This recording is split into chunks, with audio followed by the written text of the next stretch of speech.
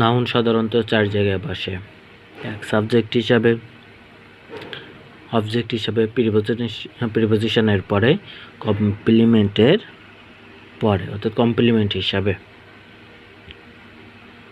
Noun যে জায়গায় বসে, নাউন ফ্রেজও সেই জায়গায় বসে, অর্থাৎ নাউন ফ্রেজও সাবজেক্ট হিসাবে বসতে পারে, অবজেক্ট হিসাবে বসতে পারে, বা প্রিপোজিশন হিসাবে বসতে পারে, কমপ্লিমেন্ট হিসাবে বসতে পারে। তাহলে কমপ্লিমেন্ট কি?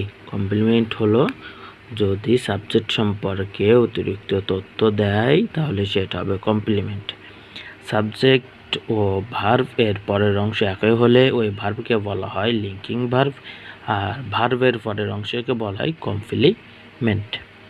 এখন প্রিপোজিশন দিয়ে যদি কোনো ফ্রেজ শুরু হয় তাহলে ওই ফ্রেজটি হয় সেটা অ্যাডজেক্টিভ ফ্রেজ হবে, না হয় অ্যাডভার্ব ফ্রেজ হবে। এখন অ্যাডজেক্টিভ ফ্রেজ তখন হবে যখন সেটা নাউন সম্পর্কে তথ্য দিবে, তাহলে সেটা হবে অ্যাডজেক্টিভ ফ্রেজ। আর ভার্ব সম্পর্কে তথ্য দিলে সেটা হবে অ্যাডভার্বিয়াল ফ্রেজ।